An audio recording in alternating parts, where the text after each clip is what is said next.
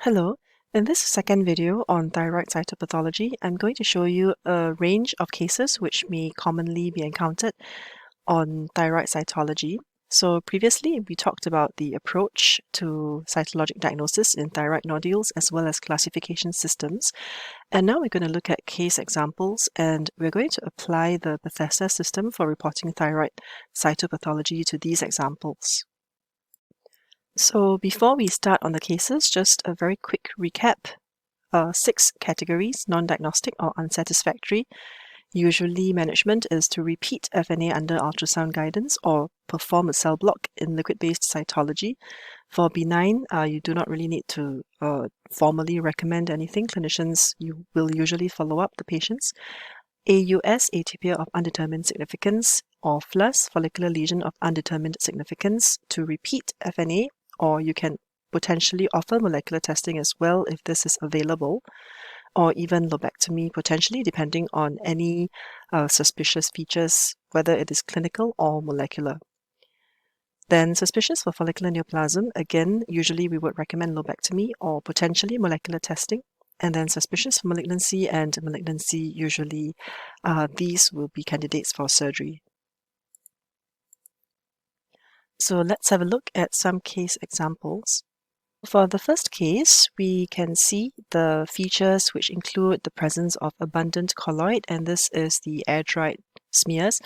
Sometimes we are able to see this very beautiful cracking appearance, and we can also see some flat honeycomb sheets here.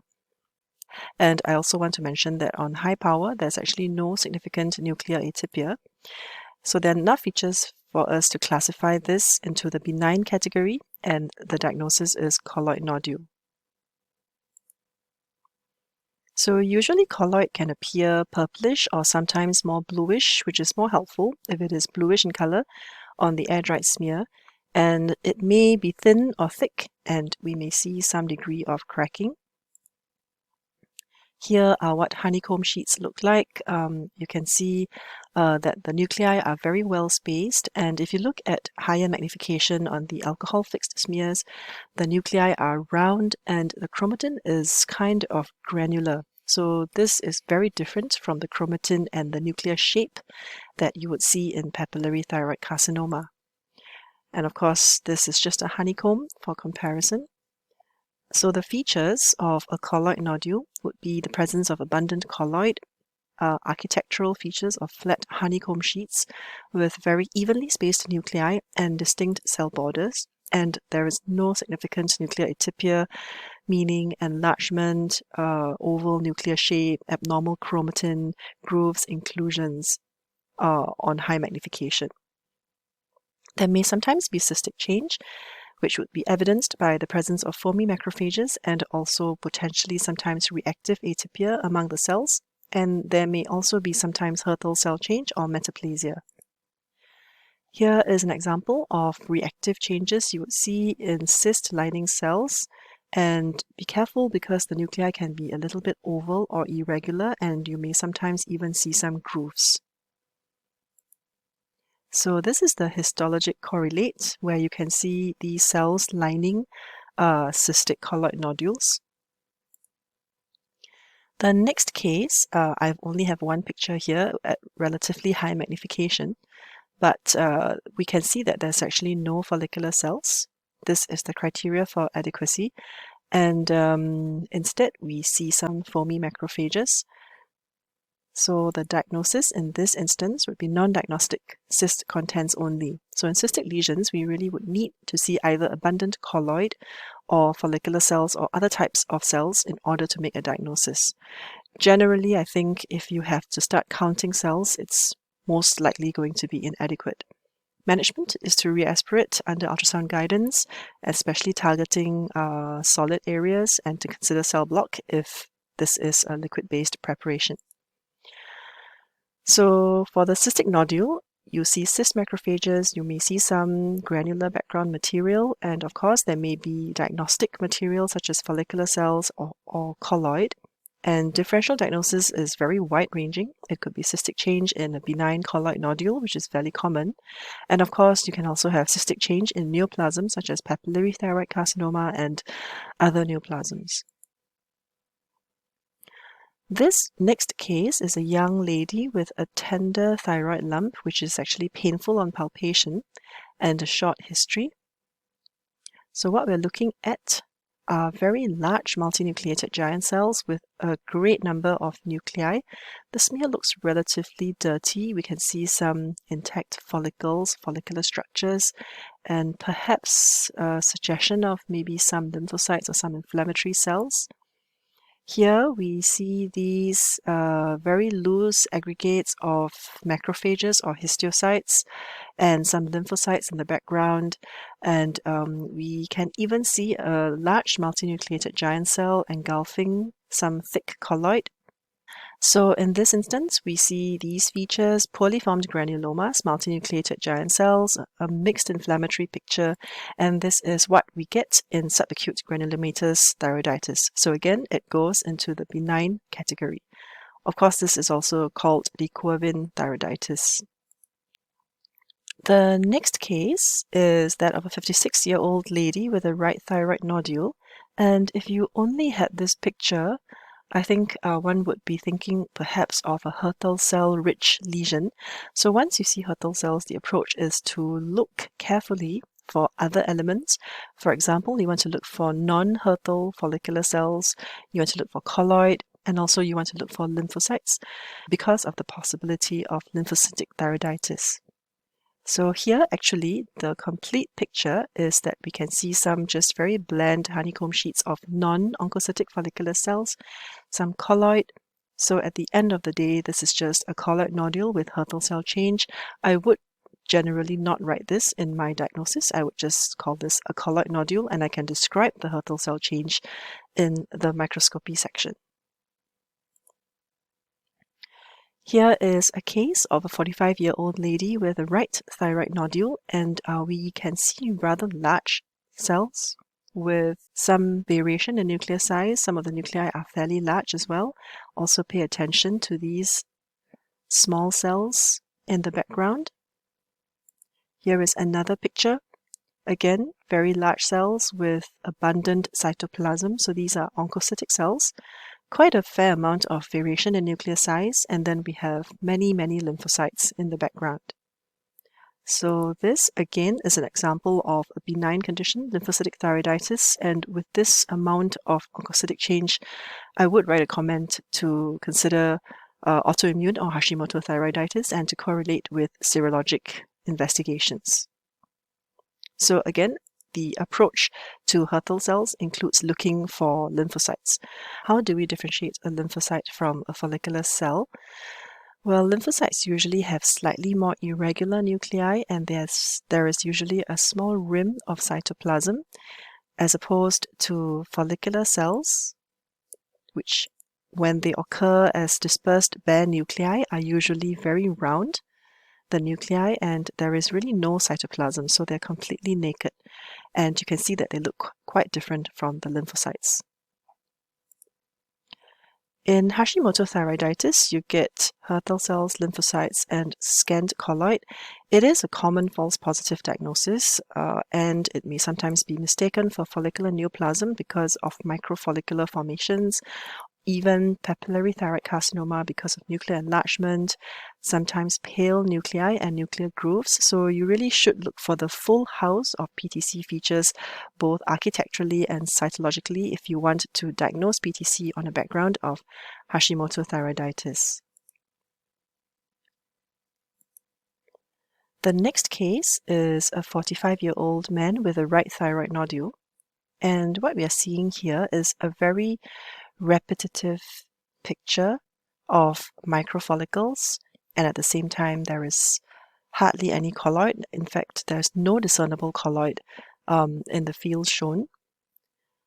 And if you look at the nuclei, there are actually no nuclear features that are worrying for papillary carcinoma. Nuclei are small and round, and therefore this would go into the category of follicular neoplasm. Here is the histology, this is the capsule, and this is the follicular neoplasm with quite a lot of microfollicular formations. And just to compare the cytology, the microfollicles, and the histology, The Bethesda book defines macrofollicles as at least structures forming at least 2/3 of a circle and comprised of up to 15 follicular cells. So follicular carcinoma is defined by capsular or vascular invasion, and therefore this cannot be diagnosed on cytology, and this will end up being called follicular neoplasm. And of course, you can see that there is a range of differential diagnosis. This is of course not comprehensive, but it includes more cellular or hyperplastic or adenomatous nodules, follicular adenoma, follicular carcinoma, and follicular variant of PTC, as well as NIFT-P. And the range in the Bethesda, as a summary of many papers that have come out, the range of the risk of malignancy is about 25 to 40%, and therefore the management is usually that of excision. This next case is a 42-year-old lady with a right thyroid nodule, and we can see that there are just simply sheets of Hürthle cells or oncocytic cells. And this is a pure Hürthle cell population, so we don't see the other elements that I talked about earlier. And therefore, you can diagnose this as suspicious for follicular neoplasm Hürthle cell type. So in Hürthle cell-rich lesions, there can be many differentials. One of the commonest causes for this would be just a colloid nodule with Hürthle cell change, as I showed before. So look for the population of non-oncocytic cells. Of course, this could be lymphocytic or Hashimoto thyroiditis, so again, actively look for lymphocytes. And I also want to highlight that the oncocytic cells here usually do show a fair amount of nuclear pleomorphism, again, as I showed earlier. In Hürthle cell neoplasms, there is usually little or no colloid. This is not always the case, but quite often. There are some architectural clues in that the cells are more likely to be dispersed. You may also get binucleated cells, and you may get large tissue fragments with traversing blood vessels. And sometimes on higher magnification, you may get large cherry-red macronucleoli. Of course, you can also have carcinomas with oncocytic features, chiefly oncocytic variant of papillary carcinoma, medullary carcinoma, and other malignancies, including metastases. This next case is in a 37-year-old lady, and this is a right thyroid nodule. You can see that it is extremely cellular with the appearance of rather monolayered sheets of cells.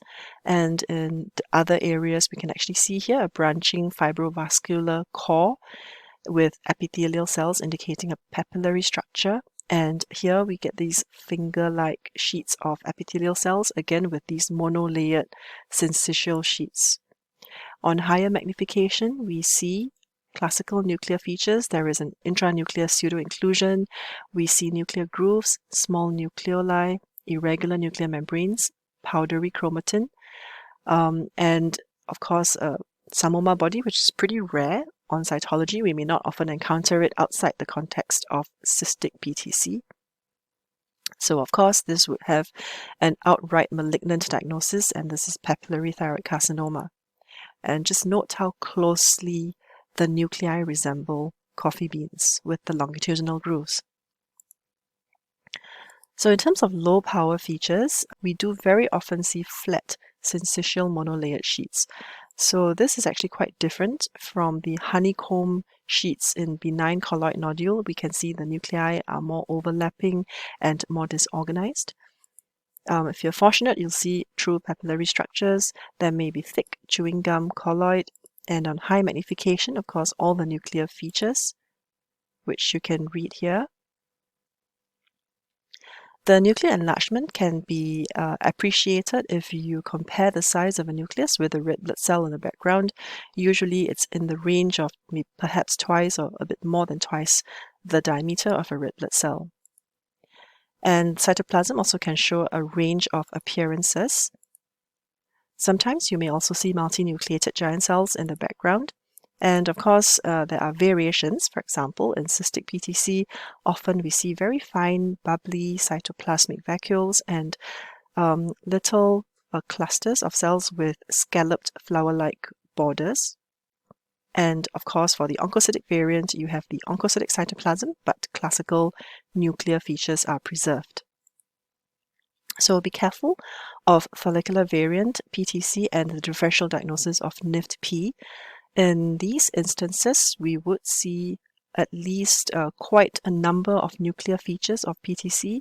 Perhaps the inclusions may not be so prominent or frequent, but the cells would be arranged in microfollicular clusters rather than these large flat monolayered sheets.